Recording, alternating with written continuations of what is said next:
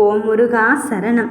இந்த அப்பனை நீ அழைத்ததும் நான் வந்து விட்டேனே அல்லவா? அதன் பிறகும் சற்றும் யோசிக்காதே. இந்த ஆடி கிருத்தியின் மூலம் இன்று உனக்கான ஒவ்வொன்றும் அடுத்தடுத்த விஷயத்தை நோக்கி நகர்ந்து கொண்டு இருக்கும்போது உனக்கான விஷயத்தில் இனி உனக்கு சுக்கிர திசைதான் ஆரம்பித்திருக்கின்றது. நீ எதிர்பார்த்தவரின் மூலம் உனக்கு வேண்டியது உன்னை தேடி வரப்போகிறது. உன்னை விட்டு உனக்காக வந்து சேரப்போகிறது. விலகியதாகவே இருந்து விடுமோ, இந்த முருகன் தராமலே போய்விடுவானோ என்று நீ என்னிடம் இந்த விரதத்திலே தவமிருந்து கேட்டாய். உன் விரதத்தின் பலனில் இப்பொழுது நான் மனமகிழ்ந்து உனக்கான பையனை தருவதற்கு, உனக்கான வெற்றி பொக்கிஷத்தை தருவதற்கு இந்த முருகனே உன் வீட்டிற்கு வந்து விட்டேன். என் தங்கமே, உன்னை சுற்றி என்ன நடக்கிறது என்பதை யோசித்து சிந்தித்து செயல்படும். உன்னை வெற்றிக்கான தேடலுக்குத்தான் நான் அழைத்து சென்று கொண்டு இருக்கின்றேன். அதுதான் உண்மை. சிறிது சிறிதாக சில விஷயங்கள் நம் கண்ணில் தென்படும் போதெல்லாம் இதில் முருகன் இருக்கிறானா என்று நீ சோதித்து பார்க்காதே. உனக்கு சோதனைகள் வரும்போதெல்லாம் கை கொடுக்க யாருமே இல்லையே என்று நினைக்காதே. இதோ இந்த முருகனின் கரங்கள் உன்னை நோக்கி வந்து கொண்டிருப்பதை நீ உணரத்தான் போகிறாய். இந்த வாழ்க்கையில் எவ்வளவுதான் போராட்டத்தை நாம் அனுபவிப்பது என்று நீ நினைத்து கொண்டு இருக்கலாம். இதற்கு மேல் எழவே வழியில்லை என்று நீ என்னிடம் வந்து கொண்டு இருக்கின்றாய். ஆனாலும் சில சமயத்தில் என்னிடம் வரும்போது கூட உன் நம்பிக்கை இழந்து ஏதோ ஒரு கடமைக்காகத்தான் நான் உன்னிடத்தில் வந்து கொண்டு இருக்கின்றேன் அப்பனே என்று நீ நினைக்கலாம். ஆனால் ஒன்றை மட்டும் தெளிவாக்கிக்கொள். நீயே வருவதற்கு மனமில்லாமல் இருந்தாலும் இந்த முருகன் தான் உன்னை அழைத்திருக்கின்றேன் என்பதை உணர்ந்து கொள். எதற்காக தெரியுமா? உன் கருமாக்களை குறைப்பதற்கு. உன் கருமை வினைகளை தாண்டி நீ வரும்போதுதான் உனக்கான ஜெயிப்பதற்கான கட்டத்தை நீ எட்டுவாய். அதனால்தான் இந்த கருமை வினைகளை கரைப்பதற்கும் அழிப்பதற்கும் இந்த வேலவன் வேலை கையில் எடுத்து விட்டேன். நான் உனக்கு முன்னால் சென்று உன் தடைகளை அகற்றுவதற்கு இந்த வேலை பயன்படுத்தி உன் வெற்றிக்கான நேரத்தை குறித்து விட்டேன். என் தங்கமே, உன்னை ஏற்றத்தை பார்க்க வைப்பதை விட எனக்கு இங்கு என்ன வேலை இருக்க போகிறது? விலகியது அப்படியே விட்டுவிட்டால் இந்த முருகனை நீ கும்பிட்டதற்கு என்ன அர்த்தம் கிடைக்கப் போகிறது? உனக்கான அதிசயத்தை நான் நடத்தி தர வேண்டாமா? இதோ உன் மகிழ்ச்சியை நான் கையில் எடுத்து விட்டேனோ என்று எண்ணிக்கொள்ளாதே. அது பத்திரமாக என் கையில் இருந்து கொண்டுதான் இருக்கின்றது. இல்லை என்று சொல்வது இல்லை. அந்த மகிழ்ச்சியை தான் நான் உனக்கு நிரந்தரமாக்க வந்திருக்கின்றேன்.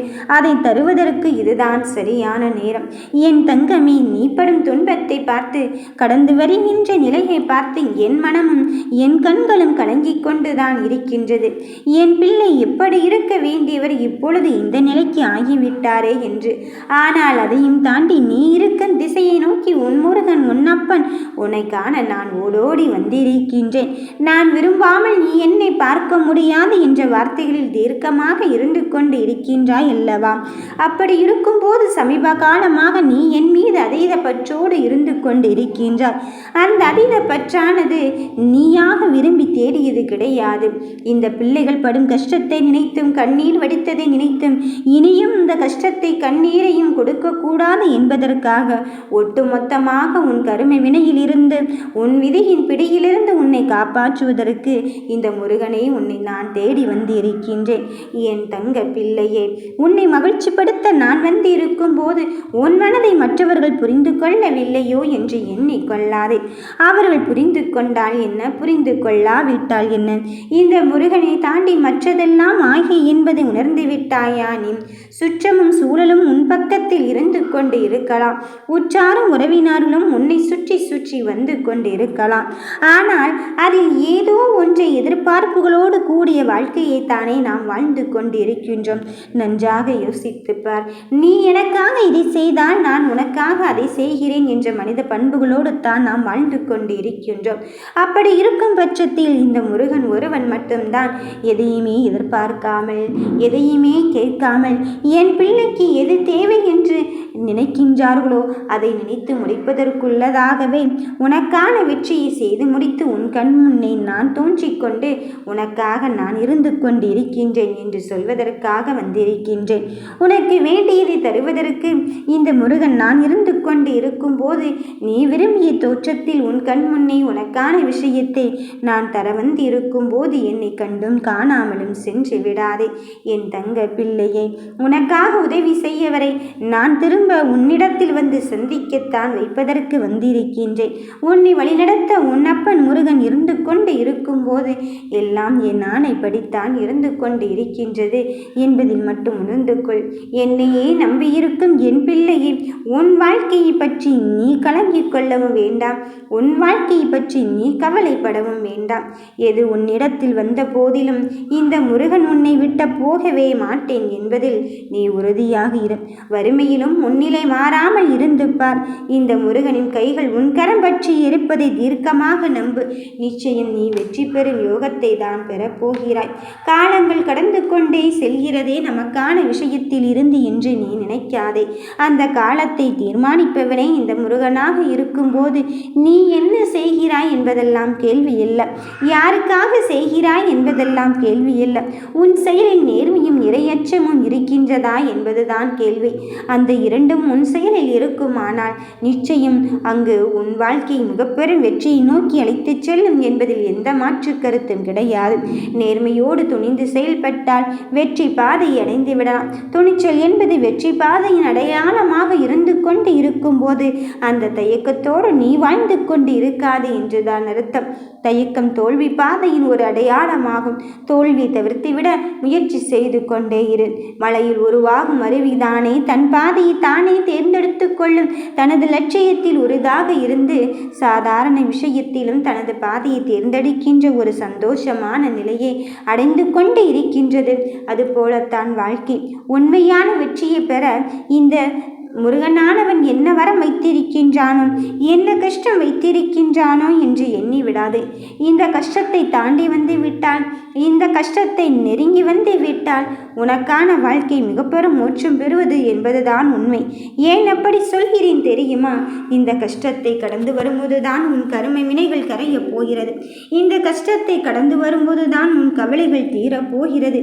இந்த அப்பன் நான் உனக்காக ஒவ்வொன்றையும் பார்த்து பார்த்து செய்து கொண்டு இருக்கும்போது நீ எதற்காக மனம் வருந்தி கொண்டு இருக்கின்றாய்? உன் உறவை உன்னிடத்தில் ஒப்படைத்தேன். உனக்காக யார் இருக்கிறார்கள் என்று சொல்லிக் கொண்டு இருக்கும் வேளையிலே உனக்காக இந்த அப்பன் முருகன் நான் இருந்து கொண்டு இருக்கின்றேன் என்பதை சொல்வதற்காகத்தான் வந்திருக்கின்றேன். நடப்பதையும் நடக்கப் போவதையும் பார்த்து நீ பயந்து கொண்டும் பதற்றப்பட்டு கொண்டும் இருந்தால் அந்த பயமும் பதற்றமும் தான் உன் கண்ணிலே நின்று கொண்டு இருக்கும். என் தங்கமே, எத்தனையோ சோகங்களை தாண்டி வந்து விட்டாய். இனி நான் எடுக்கின்ற எல்லா முடிவுக்கும் நீ அங்கு கட்டுப்பட்டுத்தான் ஆக வேண்டும். அந்த கட்டுப்பாடானது அதீத வலிமை உடையதோ, அதீத நமக்கு கஷ்டத்தை கொடுக்கக்கூடியதோ என்று எண்ணிக்கொள்ளாதே. அதீத வலிமை கொண்டதாக இருந்தாலும், அதீத பாரம் கொண்டதாக இருந்தாலும் இறுதியில் அது உன்னிடம்தான் வந்து சேரும் என்பதில் எந்த மாற்று கருத்தும் கிடையாது. என் தங்க பிள்ளையே, உன் மனதில் இருக்கின்ற சந்தோஷத்தை நான் நிரந்தரமாக வந்திருக்கின்றேன் என்று சொல்லும் போதெல்லாம் நீ நம்பாமல் இதுவெல்லாம் எப்படி நடக்கும் என்று என் மீது நீ சங்கடப்பட்டு கொண்டிருந்தாய். இப்பொழுது உனக்கானவனை உன்னை தேடி வந்து உன் வாழ்க்கையை மகிழ்விக்க வந்திருக்கும் போது யாரும் இல்லை என்பதை தாண்டி எனக்காக என் அப்பன் முருகன் இருந்து கொண்டு தான் இருக்கின்றான் என்பதை உண்மையை சொல்வதற்குத்தான் வந்திருக்கின்றேன். வருகின்ற வேதனையும் சோதனையும் உனக்கானதாக நிரந்தரமானதாக மாறிவிடுமோ என்று எண்ணிக்கொள்ள வேண்டாம். என் தங்கமே, இந்த நிலையை எல்லாம் தாண்டி இந்த அப்பன் முருகன் உன்னிடத்தில் இருந்து உனக்கான செயலை உன் கண் முன்னால் செய்து கொண்டு இருக்கின்றேன். நிச்சயம் நீ எடுத்துக்கொண்ட காரியத்தில் வெற்றியை மட்டும்தான் பெறப்போகிறாய் என்பதில் உறுதியாகவே இரு. இங்கு சில விஷயங்களை இப்படித்தான் புரிந்து கொள்ள வேண்டும் என்பதில் நிதர்சனமான உண்மைகள் இருந்து கொண்டுதான் இருக்கும். அதில் காலத்தின் பிடியிலிருந்து நாம் வெளியே வர முடியாது. யார் மீதேனும் நாம் வெறுப்பை காட்டிவிடுவதில் வாழ்க்கை அல்ல. யார் ஒருவர் நம் மீது வெறுப்பாக இருந்தாலும் அவரை நம் பக்கம் இழுப்பதுதானே நமக்கான வாழ்க்கை அடங்கியிருக்கின்றது. அப்படிப்பட்ட ஒரு நிகழ்வைத்தான் நான் உனக்கு நடத்தி வைத்து உனக்கு வெற்றி வெற்றிக்கான பாதையை தருவதற்காக இங்கு வந்திருக்கின்றேன். துன்பத்தை முறையாக உணரும் என் பிள்ளையை ஒரு பொறுமையும் உன்னை தேடி வரத்தான் போகிறது. ஏனென்றால் பொறுமை இருந்தால்தானே அந்த துன்பத்தை அனுபவிக்கக்கூடிய சக்தி இருந்து கொண்டு இருக்கின்றது என்று சொல்கிறாய். அதுவும் உண்மைத்தான். நீ எதை நினைத்து என்னிடத்தில் என் பிள்ளை இப்படித்தான், அதை நீதான் சரி பண்ண வேண்டும் என்று சொன்னாயோ, அன்று முதலே நான் எடுத்து வைக்கின்ற அடியில் வெற்றியை தருவதற்குத்தான் இந்த அப்பன் இருக்கின்றான் என்பதை உணர்த்துவதற்கான நேர காலம் வந்துவிட்டது. என்ன செய்தாலும் ஏது செய்தாலும் உன்னை வீழ்த்துவதற்குத்தான் இங்கு ஒரு கூட்டமே இருந்து கொண்டு இருக்கின்றது. ஆனால் அத்தனை கட்டயத்தையும் தாண்டி இப்பொழுது உனக்கான வெற்றியை தருவதற்கு இந்த முருகன் இருக்கும்போது ஏன் பயப்படுகிறாய்? யாம் இருக்க பயமே.